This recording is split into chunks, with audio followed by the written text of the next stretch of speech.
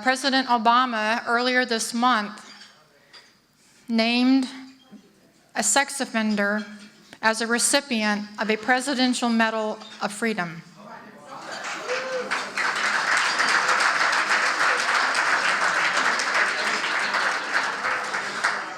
It's the highest civilian honor that our nation has, the Presidential Medal of Freedom. We're still not sure President Obama knows he gave that to a sex offender.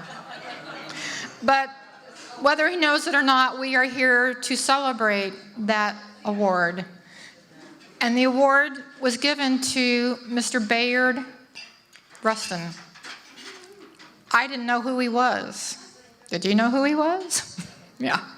And I thought I knew some things about the civil rights movement. The fact is, he was born in 1912, and he was a gay man who was arrested in 1953 in Los Angeles County.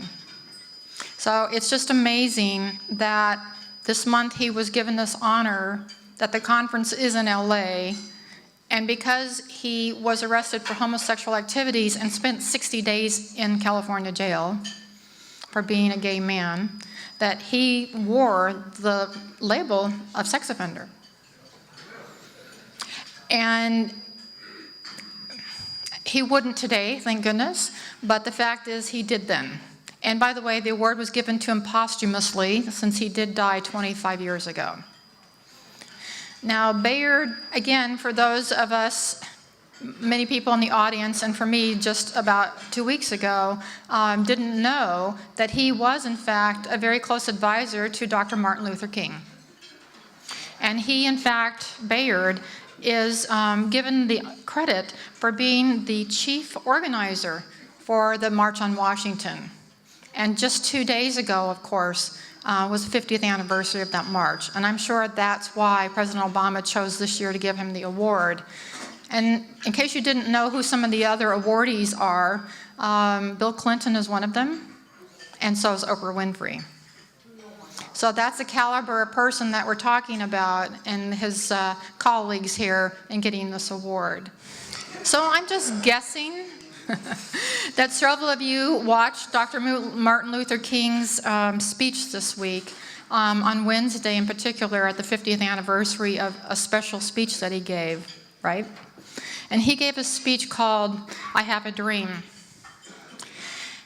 And I was inspired by watching that speech one more time, and I've rewritten it for our cause, which I want to share with you tonight. And I'm going to try not to cry. Here we go. I am happy to join you tonight in an evening of consequence, an evening that may go down in history as a turning point in a civil rights moment dedicated to restoring justice for all. In 1787, the founders of our country created and adopted a constitution which established the framework for the United States of America.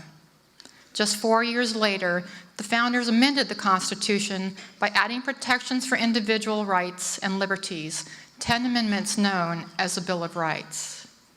But more than 200 years later, the promises of the Constitution and of the Bill of Rights are being denied to a group of citizens who languish in the corners of our society and find themselves exiled in their own land.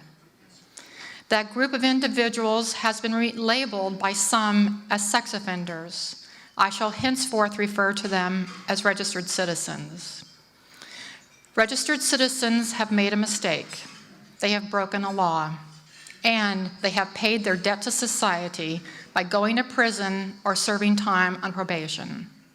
Despite their payment of debts to society, registered citizens continue to be punished by being denied jobs, a home in which to live, credit, access to parks, beaches, and libraries, as well as exiled from some or all members of their families. Some registered citizens are unemployed, some are homeless, and some are murdered by vigilantes for no other reason than their label. This is punishment, despite what the U.S. Supreme Court has ruled. The requirement to register is not the same as or similar to becoming a member of Price Club.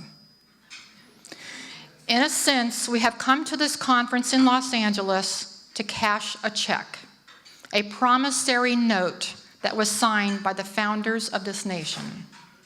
It is obvious today that America has defaulted on this promissory note insofar as registered citizens are concerned. Instead of honoring the sacred obligations of the Constitution, America has given registered citizens a bad check, a check which has been returned and marked insufficient funds. But we refuse to believe that the Bank of Justice in America is bankrupt. We refuse to believe that there are insufficient funds in the great vaults of opportunity of this nation. So we have come to Los Angeles, the city which created the nation's first registry in 1947, to cash this check.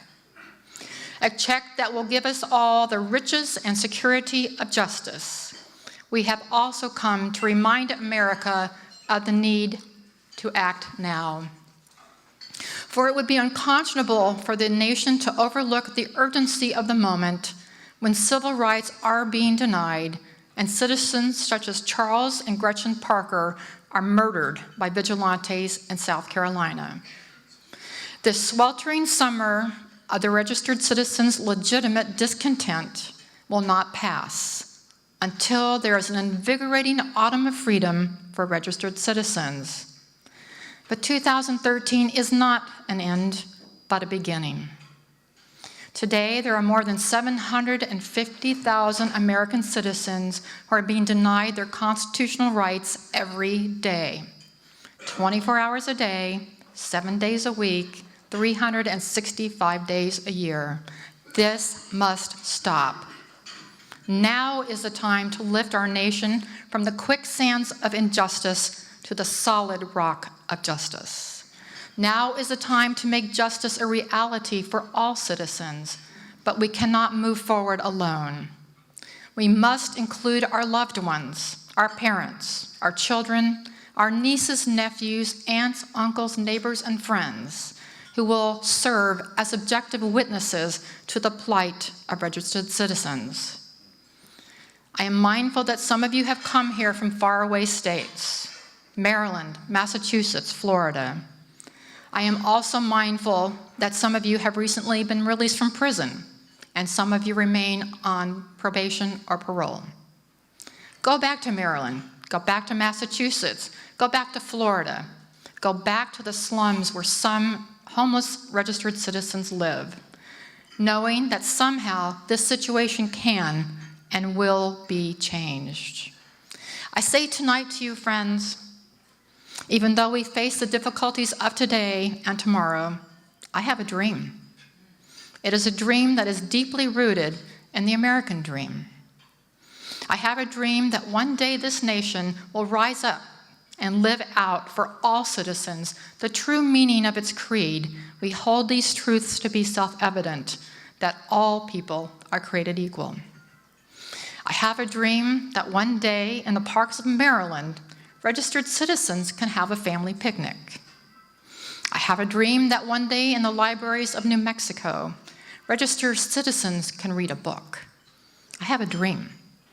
I have a dream that one day in the state of Florida, registered citizens will be allowed to enter emergency shelters when a hurricane arrives. I have a dream that one day in the state of Tennessee, registered citizens will be able to live with all members of their family. I have a dream.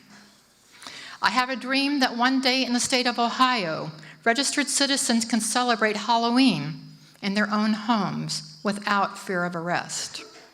I have a dream that one day in the state of California, registered citizens can live in any city or county they wish. I have a dream. I have a dream that one day in America, registered citizens will no longer wear GPS monitors.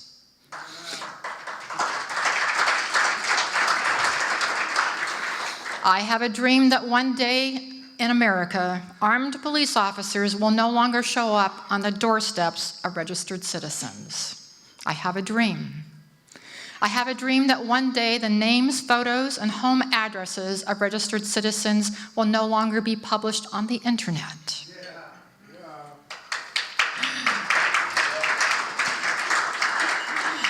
I have a dream that one day in America, elected officials will no longer pass laws that deny the civil rights of registered citizens in order to increase their chance of re-election.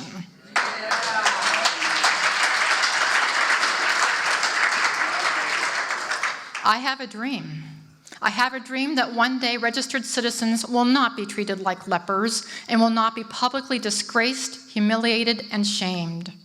I have a dream that one day in America, registered citizens will not be hunted down and murdered by vigilantes. I have a dream. I have a dream that one day in America, the U.S. Supreme Court will recognize that registration is a form of punishment.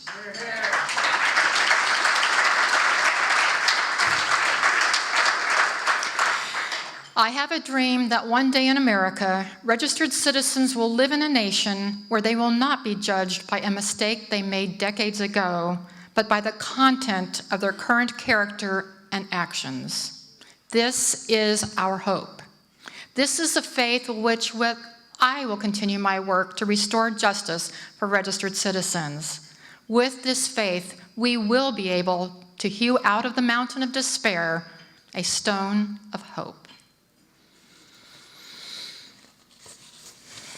That will be the day when we will all be able to sing with a new meaning, "My country, 'tis of thee, sweet land of liberty." And if America is to remain a great nation, this must be true. So let justice ring from Mount Rainier in Washington State. Let justice ring from the Mississippi River in Louisiana. Let justice ring from the Rocky Mountains in Colorado. Let justice ring from the beaches of California.